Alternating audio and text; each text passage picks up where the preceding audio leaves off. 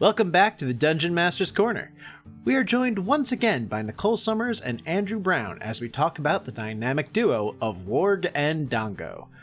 Come see what shenanigans we managed to get into when given the best items in the entire game. Welcome to another episode of DM's Corner. My name is Brian Scharf. I am Andrew Brown. And I'm Nicole Summers. And we are looking at this week's episode called A Fiendish Invention. Or as we better know it as, when you give your players explosives.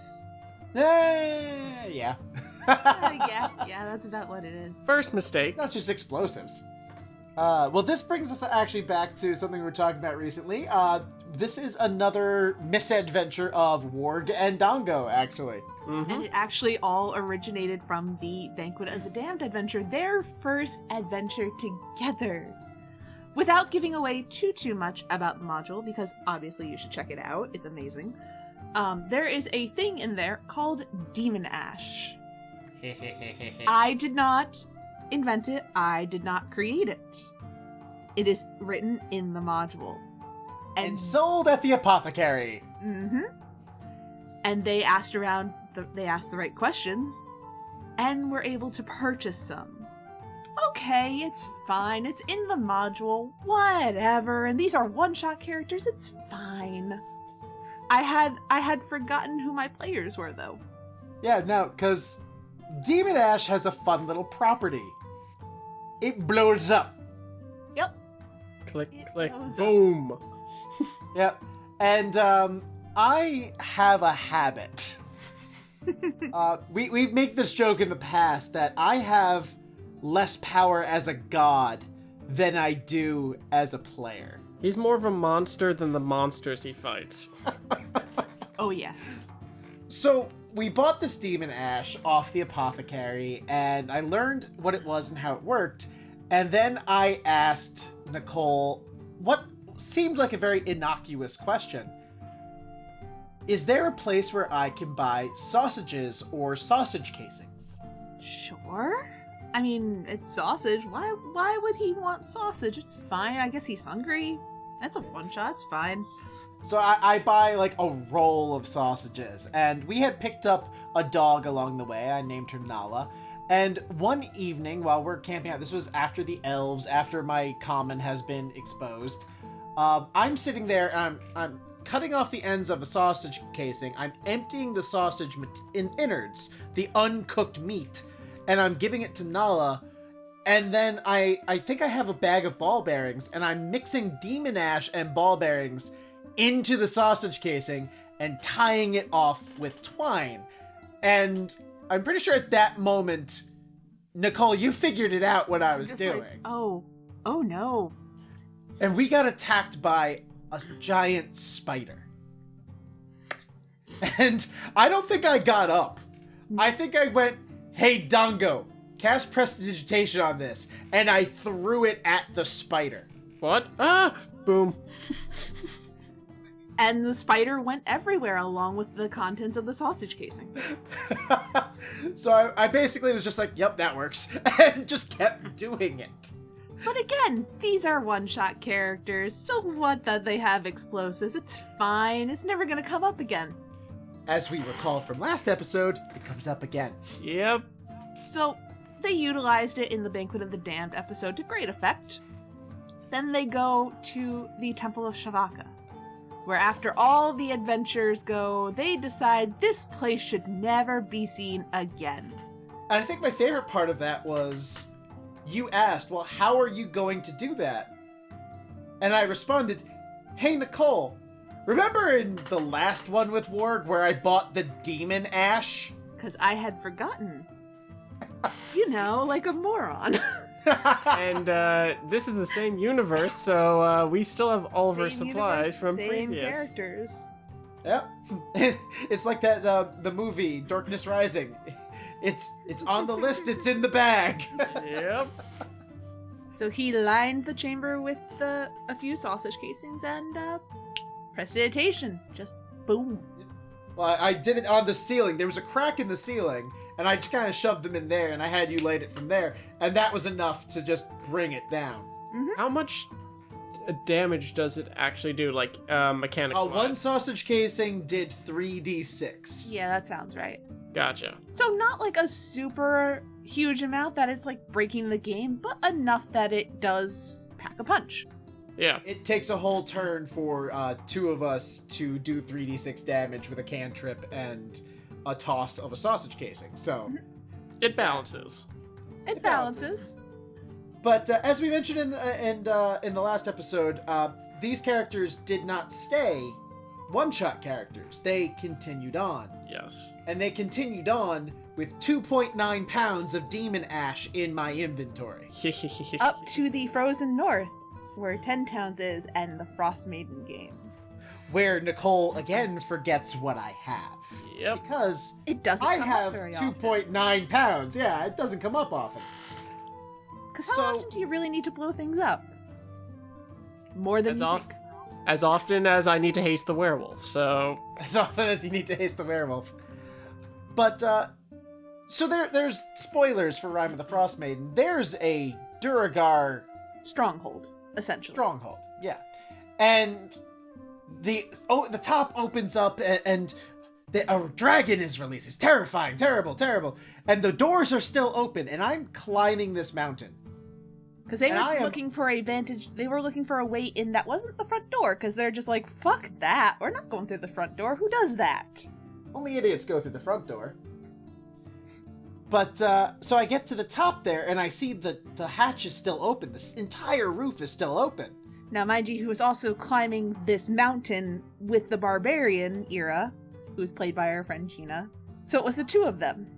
Dango did the smartest thing that ever happened in this game. You had cast Liamon's tiny hut about 200 feet away, I think it was. Yeah, give or take, because we were like, we didn't want to be seen. But not so far that in case of emergency, you couldn't get to us. Yeah. Yeah.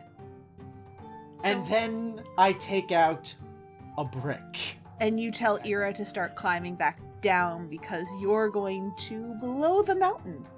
Yep. And my thought process was, we can bury this stronghold and I'm sure we'll be fine. We were... Partially right. Yeah, partially right. Pretty much you give players explosives, and eventually luck runs out. We lived, barely, but we lived. Finish the story. So I set the charge. I think I'm in communication with Enoch, our warlock at this point, and I tell him to use the owl. Once my feet hit the stairs. Yes, you were in contact. You were in contact with him through his familiar. He used his familiar to light it with a torch that I had given him.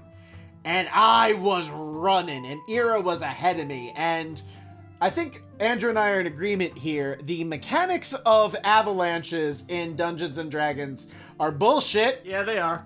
But I will say this, I actually looked up how fast a avalanche actually goes, and They're fast. it does make sense that it's like, it actually like, it's realistic in this book, but it's bullshit.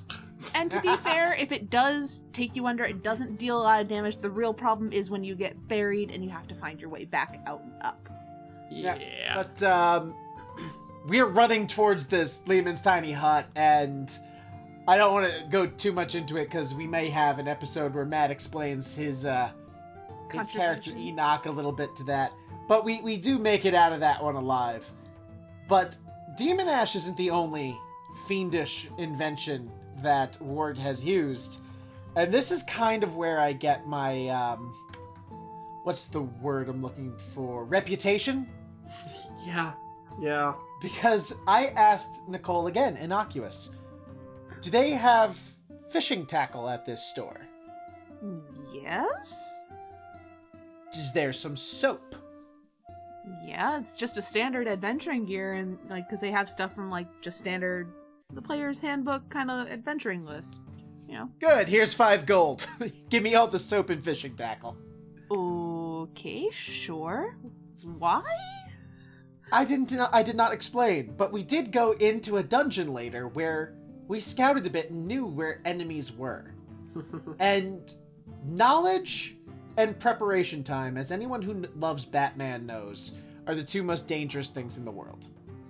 We used the fishing line to hang the hooks from the ceiling and coated the hooks in soap to keep them from shining in the light. So in the dark, if you're about 5 feet tall, there's a hook hanging about eye level for you. And this was a Duragar, not stronghold, but keep. Outpost, really, but... Outpost, yeah. So these things there were things running at us in the dark, catching on fishing wire, and it was just fishing for humanoids, which was a horrifically painful thing, I'm sure. I will also point this out that my character, for those who actually have played Rime of the Frost Maiden, I'm playing a good character in this game, and he is not. Okay. He is not okay with some of the things Warg does. Warg eventually likes Doggo enough where he asks, "Are you cool with this?" after a certain point, and Doggo's like, "No."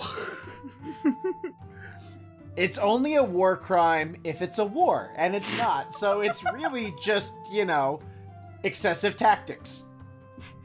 But in the end, Dongo didn't want to die, so he had to go with it.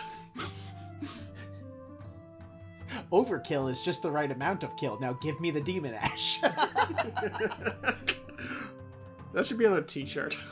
No. Overkill is just the right amount of kill. Now pass the explosives. Yeah. Thank God, and pass the ammunition. Anyway. So Nicole, same question as last time, I think, actually. Is there anything you learned from Warg and Dongo through this, Especially when you have very creative players, be wary of the innocuous questions, because they're always up to something. However, let it happen, because it's entertaining as fuck to watch. Yeah. I will also say this. Anarchist cookie. Are you sure you want to do this? At least in our group, is not the scariest thing somebody can say in the game. No, it's not. It's the innocuous question of what does this general store have? What's in stock? Yeah. I still think I have like 23 things of soap, which apparently I got plans for them. You bought them. Have plans for them. I'm so concerned. I don't know yet, but thank God I'm a player, so. I am concerned and intrigued. Mm. I do, however, believe that this wraps up our story of a fiendish invention, though. It does. So, thank you all for joining us for another episode of the Dungeon Master's Corner. I have been Brian. I am Andrew Brown. And I'm Nicole. If you'd like to support us, please visit our Patreon at patreon.com/reliably chaotic and fund Warg's inventory of innocuous goods. You can also drop us a line on Twitter at Reliably Chaotic. We'd love to hear from you. Thank you for joining us. Goodbye. Bye. Fire in the hole!